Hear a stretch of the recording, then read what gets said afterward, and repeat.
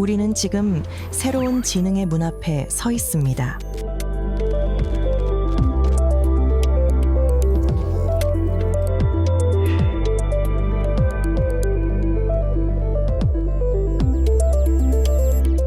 답보다 질문이 더 중요한 시대. 지금 시작합니다. 스마트폰 추천 알고리즘부터 번역기, 길 찾기 앱까지 AI가 우리의 일상에 자연스럽게 스며든 지 벌써 여러 해가 지났습니다.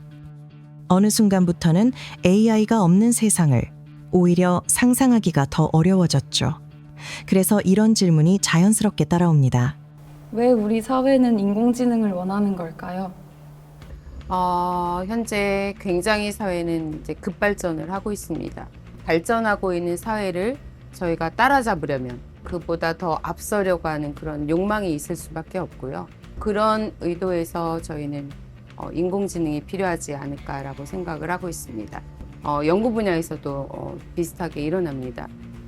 매일매일 매 시간 수많은 논문들이 지금 나오고 있거든요. 근데 그런 논문들을 모두 다 저희 연구자들이 읽고 그리고 이해할 수 있는 그런 시간이 이제 나오지 않습니다. 그 논문 하나를 또 저희가 읽는데도 굉장히 오랜 시간이 걸립니다. 그리고 그 논문 하나를 읽더라도 그 안에 있는 또 다른 논문들을 읽어야 되고 연구하는 현장에서도 시간이 많이 소요되는 일들이 많거든요. 근데 이런 일들을 결국 AI를 활용을 하게 되면 수백 편의 논문을 정리해서 아주 정돈된 표나 그림까지도 이제 제공을 하기 때문에 빠르게 변화하는 사회 속에서 빠른 정보를 습득하는 그런 도구가 바로 이제 인공지능의 기능이 가장 크다고 생각을 합니다. AI는 방대한 정보를 대신 읽고 깔끔하게 정리해주는 강력한 도구입니다. 그렇다면 빠르게 아는 것과 깊이 이해하는 것 중 우리는 무엇을 선택해야 할까요? 빠른 것보다는 깊이 있는 것을 추구하라는 이야기를 하고 싶습니다. 사실 예전에는 뭐 몇 주, 몇 달이 걸리는 그런 데이터 분석을 요즘은 하루 만에도 이제 저희들이 할 수가 있는 시대가 됐고요. 그리고 수백 편의 논문도 뭐 마우스 몇 번의 클릭만으로도 저희들이 이제 습득할 수 있는 그런 시대가 되었거든요. 겉으로 보기에는 이제 빠르게 속도를 내는 것이 나의 능력이고 그리고 경쟁력이라고 생각할 수 있거든요. 근데 그보다는 여러분들은 좀 시간이 걸리더라도 깊이 있는 고민을 하는 것, 뭐 이런 것들이 중요하다는 이야기를 하고 싶습니다. 자, 저희들은 살다 보면 좌절과 실패를 무수히 많이 겪습니다. 근데 그것들을 겪고 그런 극복하는 과정을 통해서 통찰력을 얻을 수가 있거든요. 속도가 아닌 깊이로 자신만의 생각을 끝까지 밀어붙여본 경험. AI 시대에는 이 한 번의 경험이 앞으로의 길을 크게 바꿔놓을지도 모릅니다. 네, 이런 것들을 한 번쯤은 해보라고 이야기를 하고 싶습니다. 대학 시절에 한 번쯤은 깊이 있는 것을 하는 것, 예를 들어 그것이 연구 프로젝트일 수도 있고요. 어떤 책 한 권을 완전히 이해하는 것, 한 분야의 개념을 물고 늘어져서 이건 내가 완전히 이해했다라고 하는 그거면 충분하지 않을까라고 생각을 합니다. 이런 것들이 결국 미래의 여러분들의 무기가 아닐까 생각합니다. 개인의 깊이를 만들어가는 일. 이제 시선을 조금 넓혀 AI와 함께 살아갈 사회 전체의 미래를 한번 그려볼까요? 저는 서강대학교의 지식융합미디어대학의 교수이고 현재 학장을 맡고 있고 동시에 가상융합전문대학원 원장을 맡고 있는 현대원 교수입니다. 주로 미디어 쪽의 컨텐츠의 기획 제작에 대한 과목에서부터 최근에는 AI로 인한 사회적, 경제적, 산업적 영향에 대한 과목까지 다양한 스펙트럼의 강의를 학생들과 하고 있고 동시에 상당히 많은 정부와 민간의 프로젝트를 통해서 학생들의 연구 역량, 그다음에 산업의 적응력을 높이는 그런 프로젝트들도 진행을 많이 하고 있습니다. 보고서를 요약해주고 이미지를 만들어주고 아이디어 회의까지 함께하는 도구로 우린 점점 더 자주 AI를 일하는 동료처럼 부르게 됩니다. AI와 인간이 협력하는 이상적인 미래는 어떤 모습일까요? 지금까지 우리는 기계를 우리가 만들었다. 우리가 만든 기계를 우리가 관리하고 통제하고 그 기계를 통해서 우리가 이루고자 하는 목적을 이루어왔죠. 그게 주로 생산성이나 효율성일 것이고 인간의 노동력을 대신하는 그런 역할들을 기계를 통해서 이루어왔잖아요. 그런데 어느 순간에 인간의 호기심이 작동을 합니다. 이 기계가 인간처럼 생각할 수는 없을까? 이제 그 호기심의 시작점이 결국 현재와 같은, 즉 인간의 지능을 위협하는 수준까지 이르게 된 것이고요. AI는 굉장히 위협적일 수 있어요. 우리의 직업들을 위협합니다. 그 실제 많은 직업들이 사라질 거예요. 그건 분명한 현실입니다. 그런데 AI로 인해서 사라지는 일자리에 우리가 집착해서는 안 된다라고 저는 생각을 해요. 오히려 일자리라는 개념에 대한 저는 재정의를 해야 될 때가 아닌가. 일이라는 건 뭐죠? 산업혁명 이래로 일이라는 것은 우리가 살기 위한 삶의 수단이에요. 일을 통해서 우리는 경제적으로 돈을 벌고 우리의 삶을 살아가죠. 그런데 향후에 소위 초지능의 시대의 일이라는 것을 재정의해 본다면 그거는 인간의 가치를 확인하는 작업일 수도 있는 거고요. 인간의 의미를 찾는.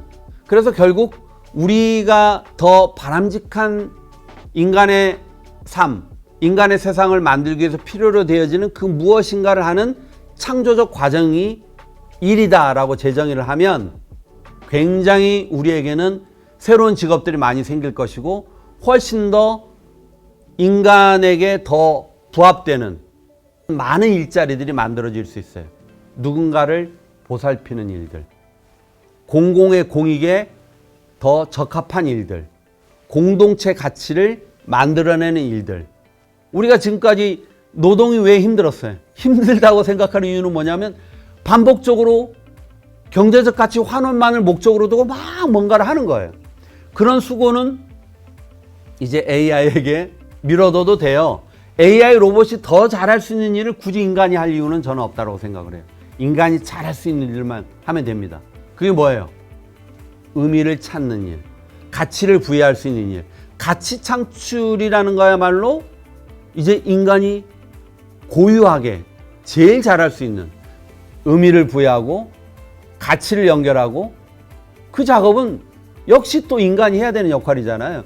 그러면 제가 AI를 인간의 파트너로 함께 진화하는 친구로, 동반자로 AI를 삼으면 오히려 인간은 그 힘든 노동으로부터 해방될 수도 있어요. 이제는.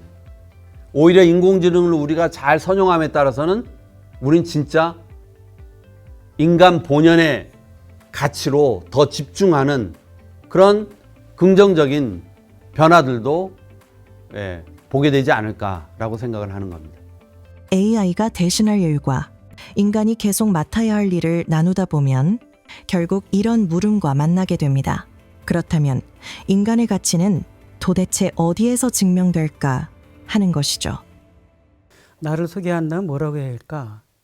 일차적으로는 제 카톨릭 교회의 사제이죠. 그러니까 신부. 또 다른 면에서 나를 얘기하면 나는 서강대학교 교수로서 쭉 일생을 살아왔고, 그다음 현재는 서강대학교의 총장으로서 5년째 근무하고 있습니다. 공부한 영역은 학부에서는 수학하고 물리학, 대학원에서 물리학, 그다음에 사제가 되어야 하기 때문에 철학도 학부 수준에서 공부했고, 이 신학은 석사학위 수준까지 공부를 하고, 그다음에 그것을 바탕으로 해서 교의신학 박사를 했죠. 그래서 내 신분으로 얘기하자면 사제이며 교수이고 지금 행정가로서 총장 일을 하고 있다. 이렇게 말씀드릴 수 있습니다. 성적 분석, 진로 추천, 이력서까지 AI가 대신 보고 판단해주는 영역이 넓어질수록 우리는 더 자주 나 자신을 돌아보게 됩니다.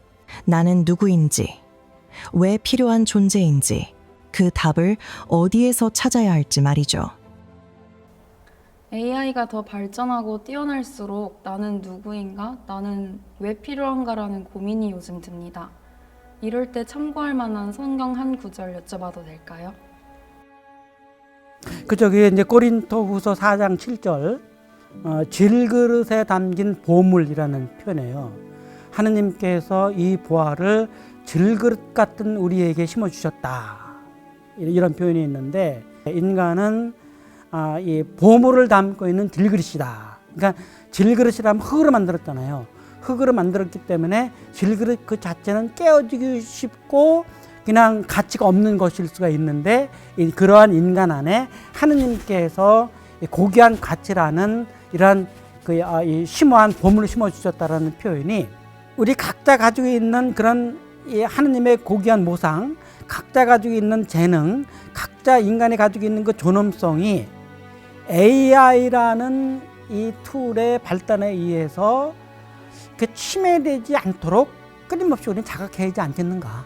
인간관이 이제 인간을 왜 효율성만 가지고 본다고 하면 효율성만이 중요한 가치라고 본다고 하면 결국은 능력 있는 인간은 살아남고 가치가 있고 능력 없는 인간은 가치 없는 1등 인간, 2등 인간, 3등 인간, 그 다음에 이제 뭐 꼴등 인간 이런 방법으로 사회가 가서는 안 되지 않냐 이런 생각이 있어요.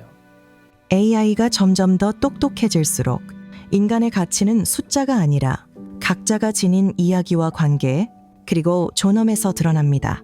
인공지능에게 무엇을 맡기고 무엇을 끝까지 인간의 몫으로 남길지 이제는 우리가 스스로 답해야 할 차례입니다.